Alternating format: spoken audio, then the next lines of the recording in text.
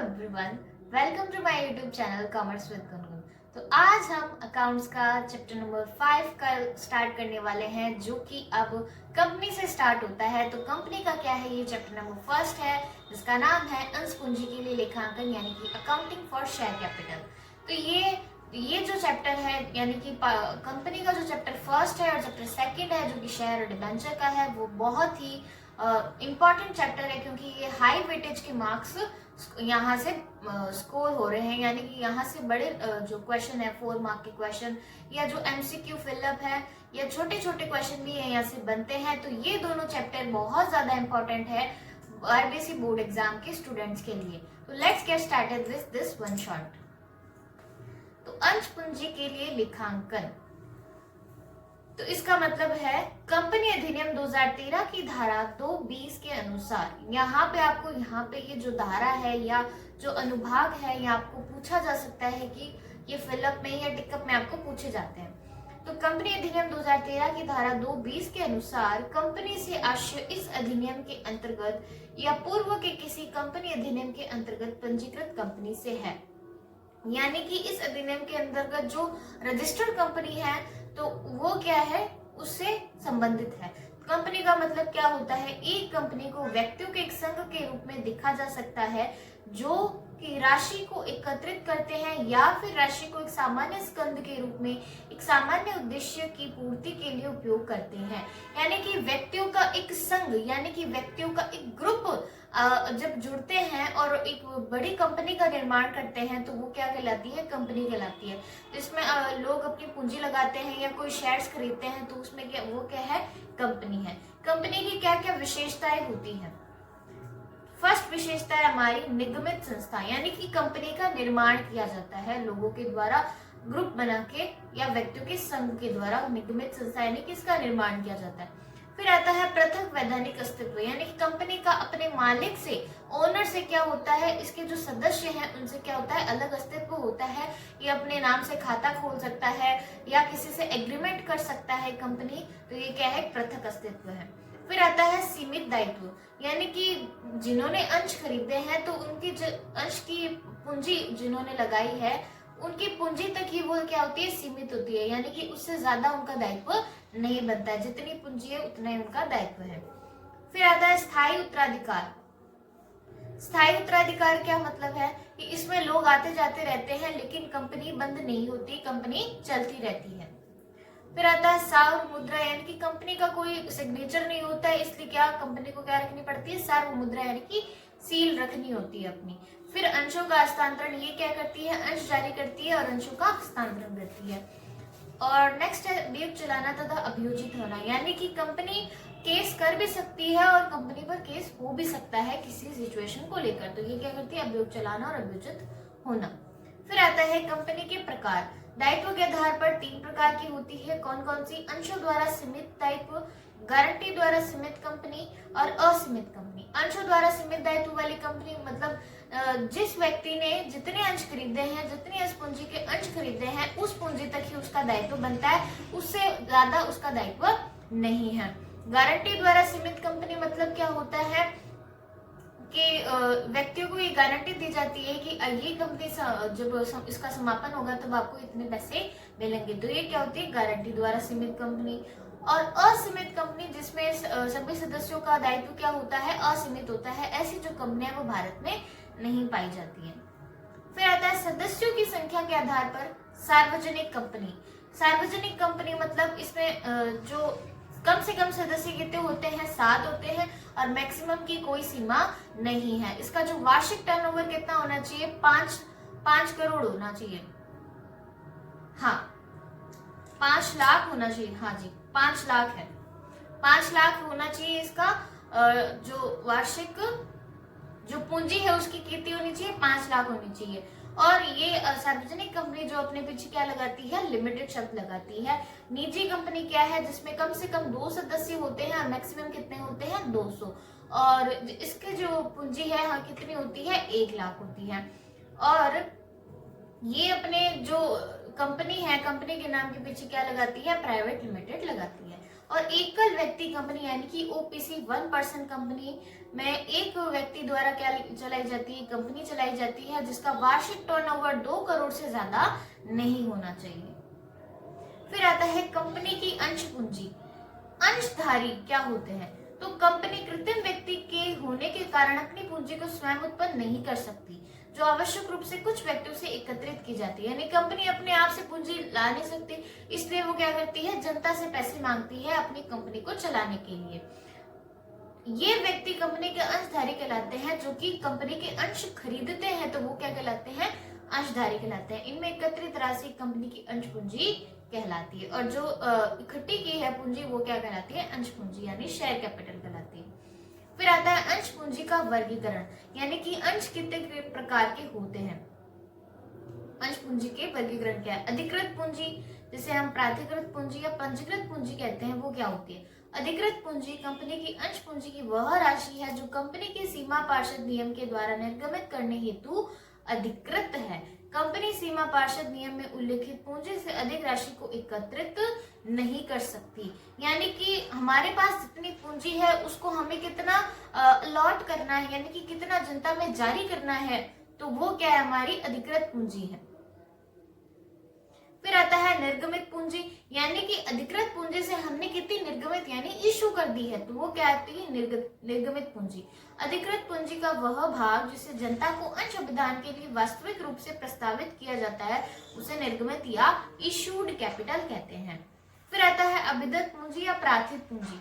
यह निर्गमित पूंजी का वह भाग है जो जनता द्वारा वास्तविक रूप से अभिदत्त की गई है। जब अंशों का जनता द्वारा पूर्ण रूप से विधान होता है तो निर्गमित पूंजी और अभिदत्त पूंजी क्या होती है, समान होती है।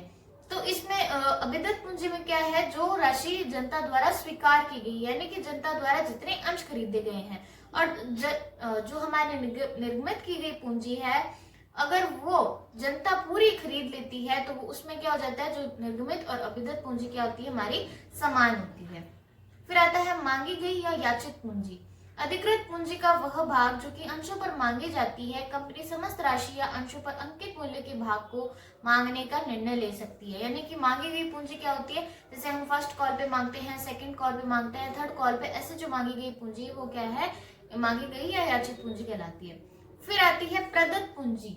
यह मांगी गई पूंजी का वह भाग है जो कि अंशधारियों से वास्तव में प्राप्त कर लिया गया है। जब अंशधारी समस्त मांग राशि का भुगतान कर देते हैं तब मांग पूंजी प्रदत्त पूंजी के समान होगी। अब प्रदत्त पूंजी यानी कि प्रदान करना, हमने जनता से मांग की, यानी कि याचित पूंजी की मांग की, तो उन्होंने अगर पेमेंट कर दिया है तो वो हमारी क्या हो जाएगी, प्रदत्त पूंजी। तो अगर मांगी गई पूंजी और मांगी गई जितनी हमने मांगी है उतनी हमें मिल गई यानी प्रदत्त पूंजी, तो वो क्या हो जाएगी, बराबर हो जाएगी दोनों। फिर आती है अयाचित पूंजी। अभिदत्त पूंजी का वह भाग जो कि अभी मांगा जाना बाकी है, यानी अभी तक हमने मांगा नहीं है। जैसे हमें फर्स्ट कॉल मांग ली है लेकिन सेकंड और थर्ड कॉल हमने नहीं मांगी, तो वो हमारी क्या हो जाती है, अयाचित पूंजी। फिर आता है आरक्षित पूंजी यानी कि रिजर्व्ड कैपिटल। ये बहुत इंपॉर्टेंट है, बहुत बार एग्जाम में आता है। तो एक कंपनी द्वारा अयाचित पूंजी का एक भाग जो केवल कंपनी के समापन की दिशा के लिए आरक्षित किया जाता है, यानी कि जब कंपनी का समापन होगा तब हम क्या करते हैं, उसके लिए बचा कर रखते हैं। इस प्रकार की अयाचित राशि को आरक्षित पूंजी कहते हैं, यानी रिजर्व्ड कैपिटल कहते हैं। ये कंपनी के समापन पर केवल लेनदारों के लिए उपलब्ध होती है, यानी कि जो हमारे लेनदार बच जाते हैं उनके लिए उपलब्ध होती है। फिर आता है कंपनी के कितने प्रकार के अंश होते हैं। तो कंपनी अधिनियम 2013 की धारा 43 के अनुसार दो प्रकार के अंश होते हैं। पहला है पूर्वाधिकार अंश और दूसरा है क्षमता अंश, यानी कि इक्विटी शेयर और प्रेफरेंस शेयर। तो प्रेफरेंस शेयर यानी पूर्वाधिकार अंश क्या होते हैं, एक निश्चित राशि का लाभांश इसमें मिलता है, और क्षमता अंशधारियों से पूर्व लाभांश पाने का इनको अधिकार होता है, और कंपनी के समापन पर इस अंश की पूंजी वापस प्राप्त करने का अधिकार क्षमता अंश से पूर्व होता है। तो इनको पूर्व मतलब क्या हो गया, पूर्वाधिकार के नाम में ही पूर्व है, यानी पूर्व है, तो इनको क्षमता अंशधारियों से जो भी लाभ होंगे वो सबसे पहले मिलेंगे, यानी कि लाभांश भी पहले मिलेगा, और जो उनकी पूंजी है समापन के समय वो भी इनको क्षमता अंशों से पहले मिलेगी। फिर आते हैं क्षमता अंशों पर लाभांश निश्चित नहीं होता, यानी कि जितना ज्यादा लाभांश होगा उतना ज्यादा लाभांश मिलेगा, और अगर किसी वर्ष कंपनी को कम लाभ हुआ है तो उनको कम भी लाभांश मिलता है, लेकिन पूर्वाधिकार अंशों को निश्चित लाभांश मिलेगा। फिर आता है अधिमान अंशधारी को लाभांश देने के पश्चात क्या मिलते हैं, इनको अधिकार होते हैं, और पूंजी के पुनः भुगतान के संबंध में कोई अधिकार नहीं होते। फिर आता है अंशों का निर्गमन। तो पहले हम क्या करेंगे, विवरण पत्रिका का निर्गमन करेंगे, यानी कि हम पैम्पलेट बांटेंगे कि एक नई कंपनी खुल चुकी है और उसको अब कोषों की जरूरत है, तो आप यहाँ पे अंश शेयर खरीदिए और हमारी कंपनी को कोष दीजिए, यानी पैसे दीजिए। फिर क्या करती है, आवेदन पत्रों की प्राप्ति। फिर जो जनता अप्लाई करती है शेयर्स के लिए, उनके आवेदन यानी कि अप्लाई करने के आवेदन पत्र आते हैं कंपनी के पास, और फिर कंपनी क्या करती है, अंशों का आवंटन करती है, यानी कि जिसको अंश मिल जाते हैं उनको बधाई पत्र भेजती है, और जिनको अंश नहीं मिलते उनको खेद पत्र भेज देती है और अंशों का आवंटन कर देती है, उनको अलॉट कर देती है अंश। फिर आता है लेखांकन व्यवहार, यानी कि अब हमें अंश जो लिए हैं उसका हम लेखांकन व्यवहार यानी कि अकाउंटिंग कैसे करते हैं। तो आवेदन होने पर यानी कि जनता ने अब क्या कर दिया है, जो शेयर हमने अलॉट किए थे उसको ले लिए हैं, और वो क्या करेंगे, जो पैसे हैं वो हमारे बैंक अकाउंट में भेजेंगे। तो उसकी एंट्री क्या होगी, bank account DR to share application account. Next entry होगी, जो शेयर एप्लीकेशन अकाउंट से जो पैसा आया वो हम किस में डाल देते हैं, शेयर कैपिटल अकाउंट में। तो share capital account DR to share application account DR to share capital account. फिर हम क्या करेंगे, अलॉटमेंट ड्यू करेंगे, यानी कि अब अलॉटमेंट की जो आपकी राशि है वो आपको देनी है, तो वो हम इनको याद दिलाएंगे। तो ड्यू होने पर क्या एंट्री होगी, share allotment account DR to share capital account. और फिर जब पैसे आ जाएंगे तो क्या एंट्री होगी, bank account DR to share allotment account. मांग पर मांग राशि अंशों के यानी कि फर्स्ट कॉल सेकंड कॉल होती है, वो मांग पर हम कैसे करेंगे, तो मांग राशि अंशों के अंकित मूल्य से क्या होनी चाहिए, 50% अधिक नहीं होगी, यानी कि 25% से ज्यादा नहीं होगी। फर्स्ट एंट्री क्या होगी, share call account DR to share capital account, और जब ये ड्यू होने की एंट्री है, फिर जब पैसे आ जाएंगे तो bank account DR to share call account. Next आता है बकाया मांग क्या होती है। तो जब कोई अंशधारी मांगी गई आवंटन की राशि या मांग राशि का भाग तय तिथि तक नहीं चुका पाता, तो इस राशि को यद्यपि हम क्या कह देते हैं, बकाया मांग कह देते हैं। इसकी एंट्री क्या होगी, calls in arrear account DR to share first call account to share second and final call account, यानी कि यहाँ पर कौन सी राशि आएगी, जो उसने चुकाई नहीं है, और यहाँ पर जो टोटल अमाउंट है वो यहाँ पे आ जाएगी कॉल्स इन एरियर अकाउंट के अंदर। और यहाँ पे MCQ जरूर बनता है कि सारणी F पर ब्याज लगाया जाएगा, बकाया मांग पर कितना, 10% से दर से अधिक नहीं होगा। अग्रिम मांग क्या होती है, एडवांस कॉल क्या होती है। तो कभी कभी कुछ अंशधारी क्या करते हैं, कंपनी के अंशों पर प्राप्त राशि का कुछ भुगतान या समस्त भुगतान मांग से पूर्व ही कर देते हैं, और अंशधारियों से प्राप्त इस राशि को अग्रिम मांग यानी कि एडवांस कॉल कहते हैं। इसकी एंट्री क्या होगी, bank account DR to calls in advance, यानी हमारे पास एडवांस के पैसे आए हैं तो हमारा बैंक अकाउंट क्या हो जाएगा, डेबिट हो जाएगा, और कॉल्स इन एडवांस क्रेडिट हो जाएगा। इसमें भी यहाँ पे क्वेश्चन बनता है कि सारणी F के अनुसार अग्रिम मांग में ब्याज की राशि पर 12% की दर से ज्यादा नहीं होगी। फिर आता है अधिअभिदान, यानी कि जितने शेयर हमने इशू किए हैं उससे ज्यादा जब एप्लीकेशन आती है जनता की, तब हमें क्या करना चाहिए। तो कुछ स्थितियों में जब कंपनी को जनता में निर्गमित अंशों से अधिक अंशों के लिए आवेदन पत्र प्राप्त हो जाते हैं, जो कि अक्सर कंपनी के मजबूत सुदृढ़ वित्तीय स्थिति एवं अच्छे प्रबंध के कारण होता है, अधिअभिदान कहलाता है। इसके लिए हम 3 विकल्प मौजूद है, कौन कौन से हैं, इसी के अनुसार जो हमारी टेबल बनती है, यानी कि कुछ शेयर हम रख लेते हैं, कुछ शेयर हम वापस लौटा देते हैं, ये टेबल इसी के अनुसार बनती है जब अधिअभिदान होता है।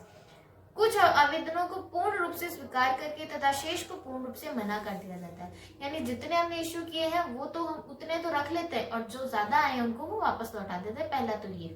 दूसरा क्या है, सभी आवेदकों के अंशों का आवंटन अनुपातिक या समानुपातिक रूप में किया जाता है, यानी कि जितने हमने इश्यू किए हैं उसका हम अनुपातिक ढंग से या समानुपातिक ढंग से हम आवंटन कर दें, तो वो हमारा हो जाएगा सेकंड वाला। और थर्ड वाला, इन दोनों को मिलाकर जब हम यूज करेंगे वो थर्ड वाला। उपरोक्त दोनों विधियों को संयुक्त रूप से उपयोग कर सकते हैं, जो कि व्यवहार में सबसे ज्यादा सबसे सामान्य विधि है। फिर नेक्स्ट आ जाता है अंशों का न्यून अभिधान। न्यून अभिधान एक ऐसी स्थिति है जब अभिधान के लिए आमंत्रित किए गए अंशों से कम अंशों पर आवेदन प्राप्त होते हैं, यानी कि जितने हमने इश्यू किए उससे कम आवेदन आते हैं। अंशों पर बट्टे पर निर्गमन। एक कंपनी अपने अंशों को बट्टे पर निर्गमित नहीं कर सकती, ऐसा केवल हरण किए गए अंशों के पुनः निर्गमन और स्वेट इक्विटी अंशों का निर्गमन कर सकती है। यानी कि जब हम पहली बार में अंशों का निर्गमन करते हैं तो उनको हम बट्टे पर निर्गमित नहीं कर सकते, यानी कि जो हरण किए गए अंश है, जो हमने अंश वापस ले लिए हैं कुछ व्यक्तियों से, उसका हम री इश्यू कर सकते हैं बट्टे पर, और स्वेट इक्विटी अंशों का हम निर्गमन कर सकते हैं। फिर आता है रोकड़ के अतिरिक्त प्रतिफल में अंशों का निर्गमन, यानी कि हम कैश नहीं ले रहे हैं, कुछ और ले रहे हैं उसकी जगह, जैसे कि एसेट्स ले रहे हैं, तो ये एंट्री की एसेट्स अकाउंट दिया टू वेंडर अकाउंट और वेंडर अकाउंट दिया टू शेयर कैपिटल अकाउंट। और निर्गमित किए गए अंशों की संख्या हम कैसे निकालते हैं? देय राशि बटे निर्गमन मूल्य। फिर आता है अंशों का हरण, यानी कि हमने शेयर फोरफीचर कर लिए हैं तो क्या होगा? ऐसा हो सकता है कि कुछ अंशधारक एक या अधिक किस्तों अर्थात आवंटन राशि या मांग राशि का भुगतान करने में असफल रहे, उसके अंशों का हरण कर लिया जाता है। यानी कि कुछ व्यक्ति होते हैं जो आवंटन राशि या मांग राशि देने में असफल रहे, तो हम उसके अंशों का क्या कर लेते हैं? हरण कर लेते हैं, उनके अंशों का हमको हम जब्त कर लेते हैं। तब क्या एंट्री होगी? शेयर कैपिटल अकाउंट दिया to share allotment account to share call account to share forfeiture account, यानी कि जो हमने फॉरफीचर किया है वो अमाउंट यहाँ पे हमारी आ जाएगी, जो फॉरफीचर अकाउंट में जाएगी। फिर आता है हरण किए गए अंशों का पुनः निर्गमन करने पर, यानी कि जो हमने हरण किए अंश है वो हम अपने पास तो रखेंगे नहीं, वो वापस से हम जनता में इश्यू करेंगे, तब क्या एंट्री होगी? तो संचालक हरण किए गए अंशों को रद्द या पुनः निर्गमित कर सकता है री इश्यू ऑफ शेयर्स, यानी री इश्यू ऑफ शेयर्स। तो पहला है सम मूल्य पर, यानी कि जिस वैल्यू पर हमने इश्यू किया था उसी वैल्यू पर हम वापस अलॉट करेंगे, तो क्या होगी एंट्री? सम मूल्य पर बैंक अकाउंट दिया टू शेयर कैपिटल अकाउंट। फिर हम प्रीमियम पर, यानी कि जितने अमाउंट में हमने इश्यू किए थे उससे ज्यादा अमाउंट में जब हम भरते हैं तो प्रीमियम पर बैंक अकाउंट दिया to share capital account to security premium reserve account, यानी कि जो प्रीमियम की राशि है वो यहाँ पर हमारे आ जाएगी। फिर आता है बट्टे पर। ऊपर ही पड़ा था कि जो हमने फॉरफीचर शेयर है उनको हम बट्टे पर निर्गमित कर सकते हैं, तो यहाँ पे आएगी बैंक अकाउंट दिया टू शेयर फॉरफीचर अकाउंट दिया टू शेयर कैपिटल अकाउंट, यानी कि जब हमने हरण किए थे तब शेयर फॉरफीचर को हमने क्रेडिट किया था, अब हम जब इश्यू कर रहे हैं तो शेयर फॉरफीचर को हम क्या कर देते हैं? डेबिट कर देते हैं।